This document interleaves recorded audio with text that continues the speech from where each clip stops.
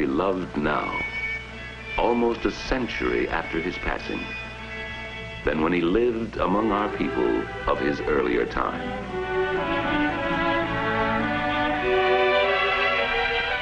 It is proper that his nation pays him honor by putting his likeness, grave and kindly, on the most abundant of our coins.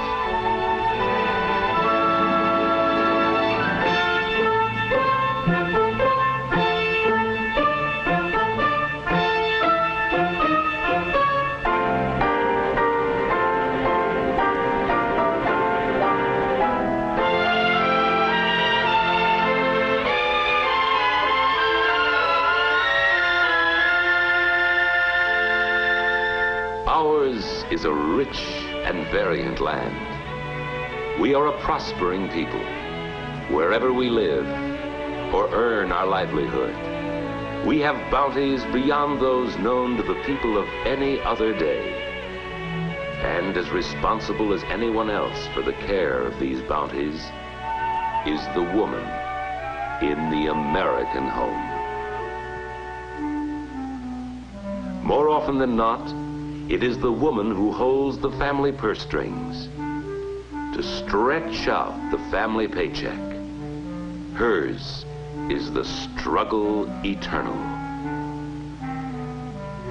Always the difficult goal, making our money reach out to cover more of our needings or wantings and luxuries. Meeting the unexpected happenings that any family has always to expect.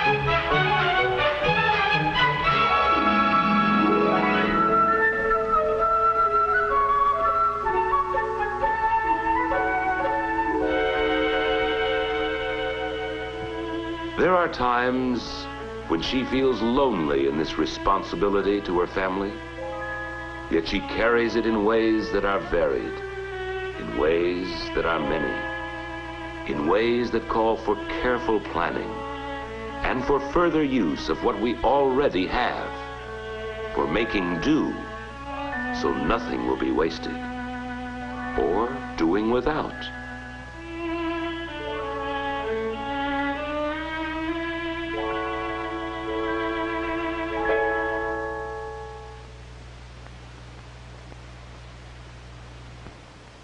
She unfolds and refolds the paycheck and molds it in the ways of thrift, making a fine art of doing so.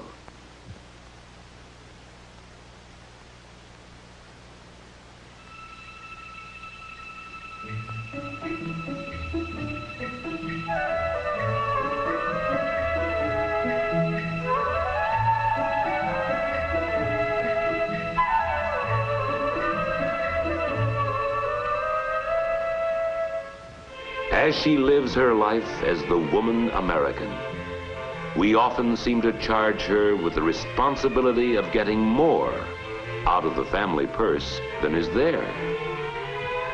Her art of working with the family helps provide us with the daily necessities and perhaps some of our delightful American privileges of life.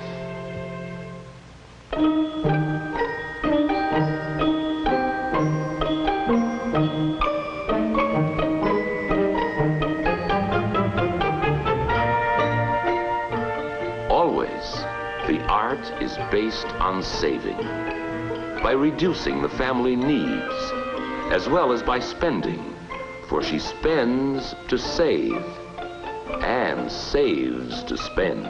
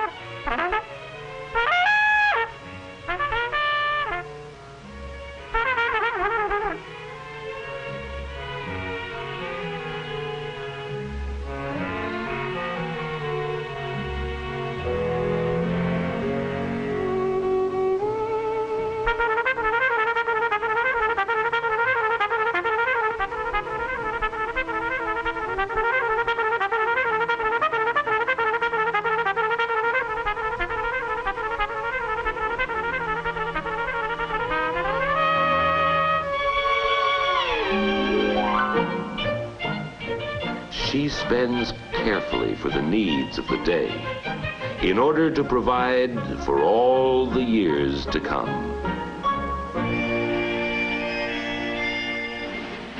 In any American home, the woman American uses the resourcefulness of her personal efforts to make the family money go round in the search for quality and price.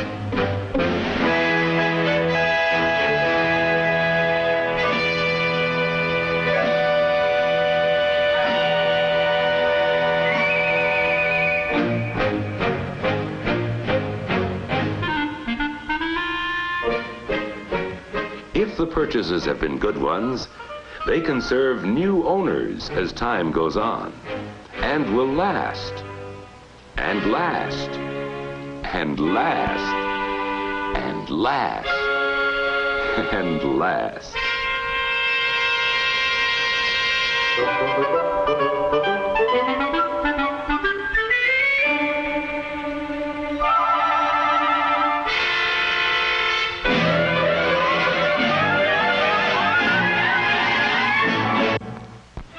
Those who sell and all who manufacture what is sold know that American women often have the deciding voice in whatever we come to buy. They offer her the romance, the adventure of choosing from foods gathered from the four corners of America, and indeed from all the world, all well lighted for selection, placed where she can reach them, arranged for time-saving as well as money-saving selection, even though she may shop only once a week.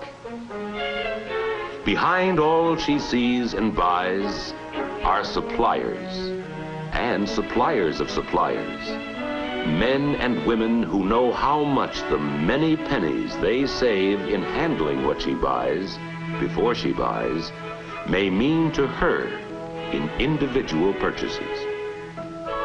These are pennies saved that enable her to give the family more for the penny. Looking for low price, she may be wiser than those who think the most is always the cheapest.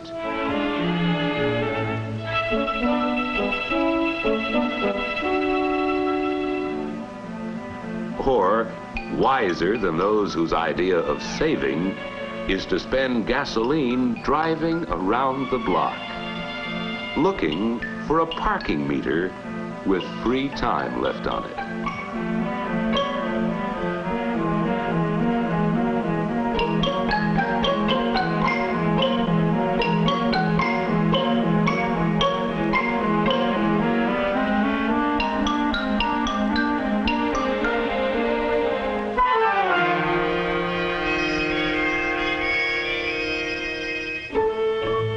Her thrift is concerned with weighing the cost of present needs against the rewards of saving for future necessities.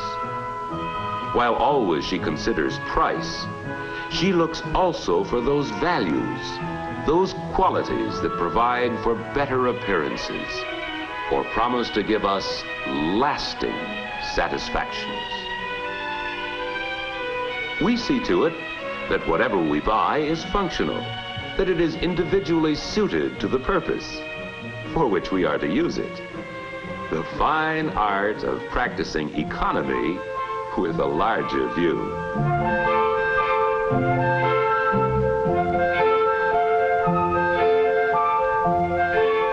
Low first cost, yes, and suitability, the most value for the money spent as time goes on. And one thing more, we want the article that best serves our heart's desire. These three qualities she considers complete thrift. American producers of goods have a constant goal: to offer what her good taste and good judgment will want to buy. The success of each free enterpriser depends largely on how well he courts her, how winningly he bids for her fancy and her fortune.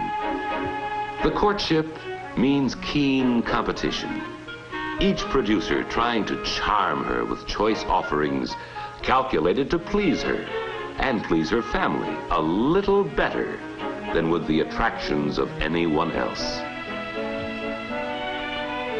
Competition presses the retail dealer, too, into practicing thrifty ways. It leads him into dealing in pennies. For pennies make all the difference in what is bought or not bought. Pennies. American industry, to save production costs, carries on a continual search for ways of keeping costs down to hold prices down, so our products can be priced to stand out in our competitive American market. Lumbering turns what once was waste into new materials that help provide for family wants. Better, more serviceable articles for us to use and treasure. Cellophane from sawdust, rayon from chips, lacquers and enamels from edgings, plastics from slabs, all from the cellulose of wood that once was wasted. Costs are lowered often and prices held down by packing only the concentrated goodness, the essence of the goodness, and so reduce the costs of shipping needless bulk. Volume is important in low cost. Any machine tool that turns out things we need may cost the same whether the machine is used to turn out a dozen or a million. With the big divisor of 1 or 2 million and more, the cost of each unit is less, and this is vital. Even fractions of a penny saved on each of the innumerable materials and individual operations that go to complete the final product may determine how much we get for our money and whether we buy or buy not. The supplier of metal makes better use of time and labor by building his plant near the foundry where engines are cast. The costs and the pricings are held down by devising an improved way of doing things more economically. The molten material is carried over the private road, running between supplier and manufacturer. With the metal ready for casting when it arrives, the expense of remelting is gone. The savings are passed on to us, not only in prices held down, but more notably in products that are more and more reliable. Inventors, engineers, and manufacturers continually offer us improvements so we can have things with new beauty, longer life, and low maintenance costs.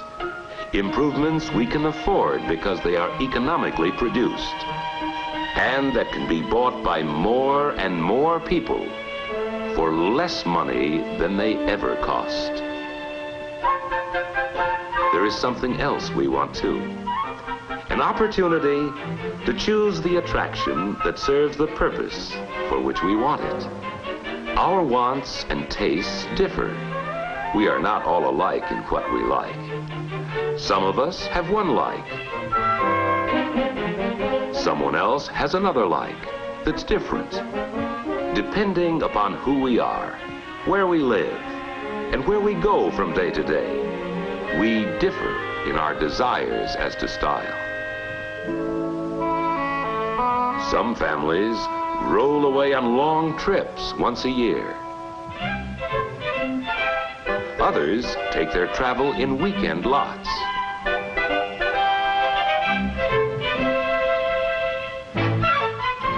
Some delight in social recreation. Some give their leisure largely to community affairs. And there are those who prefer a thrifty privacy.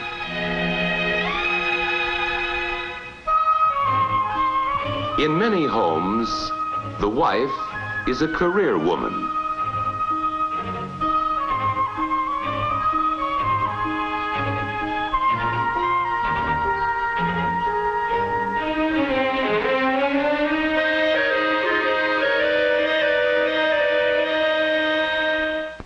In other homes, the daughter goes to college.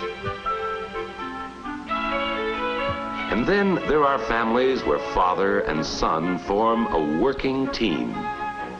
Whatever our way of life, our savings include giving the best of far-seeing care to the possessions we rely on. We insist on quality and give it the treatment quality deserves.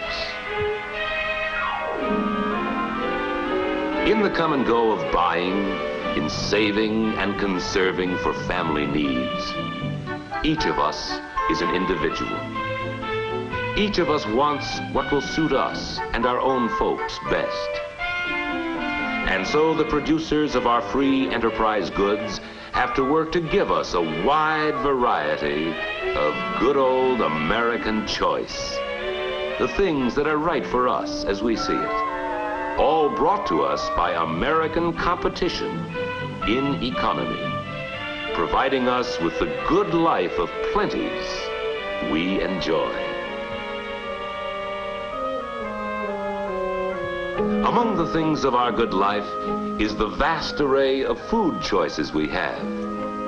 The homes, tailored and equipped to meet our individual needs, according to each family's interests and each one's style of living.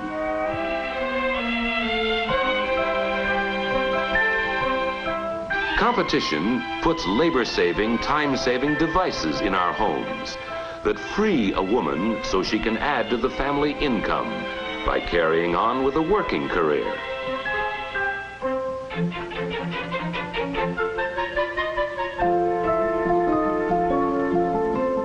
While she and her family are out, these conveniences breathe life into a house. The evening meal started, the house warm, and the lights on when they begin to return at night.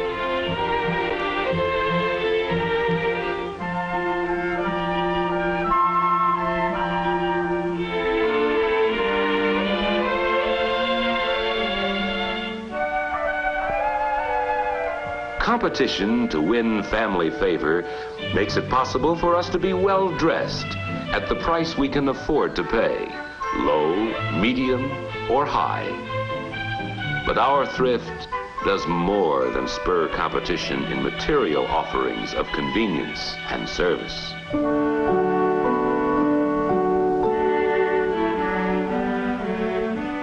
To provide for the well-being of others, as well as for our own, we have our charities, our churches, our synagogues, our cathedrals.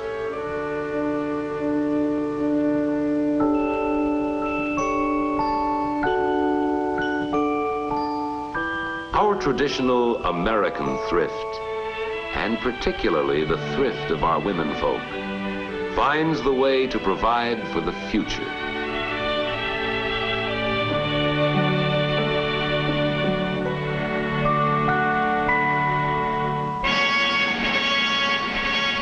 Our own security is important, but we save even more for our dependents of every age, the growing needs of our growing boys and girls. We save for years oftentimes, to spend on education. And our youngsters are able to attend schools that become more modern, schools that offer all of us a chance to improve what we know. As we choose, we have almost unlimited varieties of fun, ranging from the enjoyment of watching the antics of others, having the fun of doing ourselves, or seeing others do. We may indulge in all the excitement of water sports, or take our rolling waves powder dry. There is the choice of the quietness of games for just two, and the celebrations in which whole communities participate. American thrift, with our savings, has afforded us places to go. We can see the wonders nature carved out long before America came into being. We can see the scenic grandeurs of our nation and the cities built by all the races and nationalities which have come to people our great country.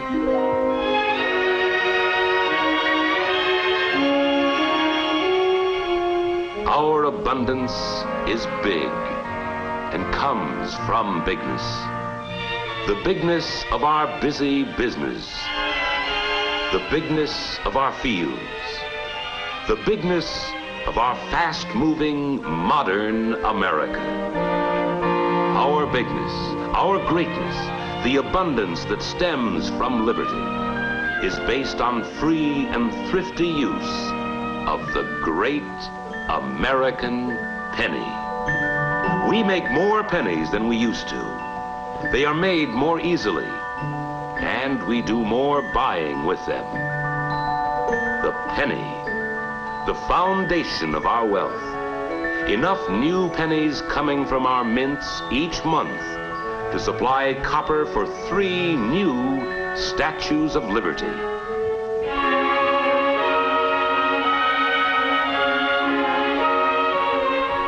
Originating in the spiritual values of liberty and spurred on by a thrifty sense of progress, we live in an age of growing abundance. As we grow and see all that is so wonderful in our land,